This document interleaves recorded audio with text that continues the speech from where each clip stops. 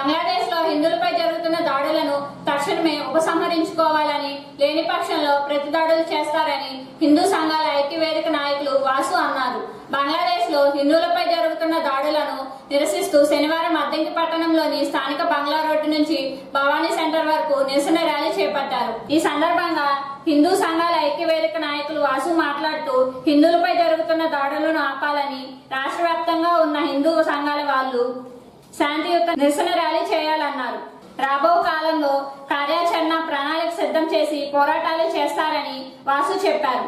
అద్దంకిలోనే కాకుండా రాష్ట్ర వ్యాప్తంగా హిందూ సంఘాల ఐక్యవేదిక నాయకులందరూ తరలి రావాలని, అప్పుడే ఉద్యమానికి ఫలితం దక్కుతుందన్నారు. ఇలాంటి దాడులు జరగకుండా కేంద్ర ప్రభుత్వం చర్యలు తీసుకోవాలని వాసు తెలిపారు. భారతదేశంలో నివసిస్తున్నటువంటి 50 మంది హిందూ బంధువులకు విజ్ఞప్తి, ఇప్పుడు మీరు చూస్తున్నటువంటి బ్యానర్లో ఉన్నటువంటి విషయాలన్నీ కూడాను ఒకప్పుడు మన అఖండ భారతదేశంలో విడిపడిపోయినటువంటి బంగ్లాదేశ్లో జరుగుతున్నటువంటి కార్యక్రమాలు, అక్కడ మైనర్లుగా ఉన్నటువంటి హిందువుల మీద జరుగుతున్నటువంటి దామాన కాండలు, ఇంట్లోకి పోయి కొట్టడం, బ్రతికుండగానే పెట్రోల్ పోసి నిప్పంటించి చంపేయడం, స్త్రీలను మానభంగాలు చేయడం ఇత్యాది కార్యక్రమాలు ఇక్కడ చాలా సులువుగా జరుగుతున్నటువంటి. ఎందుకంటే హిందువుల్లో ఐక్యత లేకపోవడం. ఇది మన భారతదేశంలో ప్రత్యేకంగా ఆంధ్రప్రదేశ్లో ఎక్కువగా హిందువుల ఐక్యత సాగాలని, ఐక్యత చేయాలనే ఉద్దేశంతో అద్దంకి నగరంలోని హిందువుల ఐక్యవేదిక తరఫున ఈరోజు మరి కేవలం 11 మందితో ర్యాలీ చేయడం జరిగింది. సోదరులారా గమనించండి, ఇది 11 మందికే పట్టిందనేటువంటి వాళ్ళు ఇప్పుడు మేము నడుస్తున్నటువంటి వాళ్ళలో ఉన్నారు, నీవు ఉన్నావు అందులో. రేపు జరిగేటువంటి ఇబ్బంది ఈ 11 మందికి కాదు, భారతదేశంలో ఉన్నటువంటి హిందువుల మీద ఏదైనా జరిగితే మీకు జరిగినట్టే. వాళ్ళు పిల్లల్ని ఎక్కువ మందిని కలిసి దేశాన్ని తీసుకుందాం అనుకుంటేటువంటి బిడ్డకి ఆస్తులు సంపాదించుతామని చూస్తున్నాం. ఈ గతి మనకి రాకూడదు అంటే హిందువుల ఐక్యత పెరగాలి.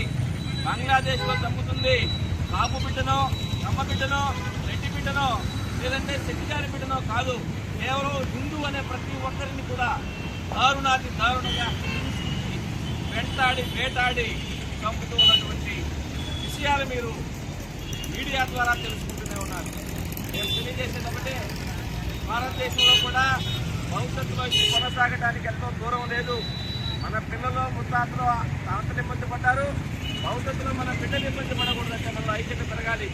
కనుక ఈ దమనకాండలు ఏదైతే మన భారతదేశంలో జరగకుండా ఉండాలంటే కనుక చుట్టుపక్కల ఉన్నటువంటి హిందువులందరికీ మనం ఐక్యతని తెలియజేయాలి. వాళ్ళకి జరిగేటువంటి ఆ హింసలను ఖండిస్తూ వీటిని వాళ్ళు ఒకసారి పరీక్షించుకోవాల్సిన సమయం ఆసన్నమైంది. కాబట్టి ప్రజలారా తెలియజేయమనగా మనమే చట్టాలను ఎంతవరకు మనకు ఉపయోగిస్తున్నాయి, ఎంతవరకు మనం కాపాడుతాయనే విషయాన్ని మనం రూఢీ చేసుకోవాల్సిన సమయం ఆసన్నమైంది. లేదంటే ఈరోజు బంగ్లాదేశ్లో వాళ్ళు ఎంత పరాకాష్ట అమానుషానికి, రాక్షసత్వానికి ప్రపంచ ఐక్యరాజ్య సమితి కావచ్చు, మానవ హక్కు సంఘాలు కావచ్చు, హిందువులంటే ఏమాత్రం విలువ లేని పరిస్థితుల్లో ఉన్నాయి. ఎవ్వరూ కనీసం పల్లెత్తి మాట కానీ జరుగుతున్న అమానుషాన్ని ఖండించిన దాఖలాలు కానీ లేవు. ఈ దుస్థితి నుంచి మనల్ని మనమే కాపాడుకోవాలి. ఆ దిశగా మనందరి ప్రయత్నాలు ఉంటాయని ఆశిస్తూ జై హింద్, జై అఖండ భారత్.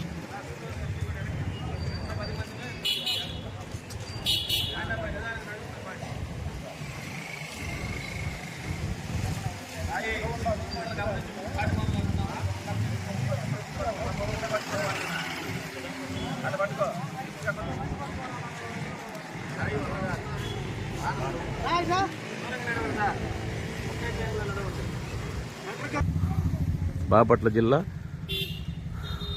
అద్దంకి మండలం అద్దంకి నగరంలో నిరసన ర్యాలీ.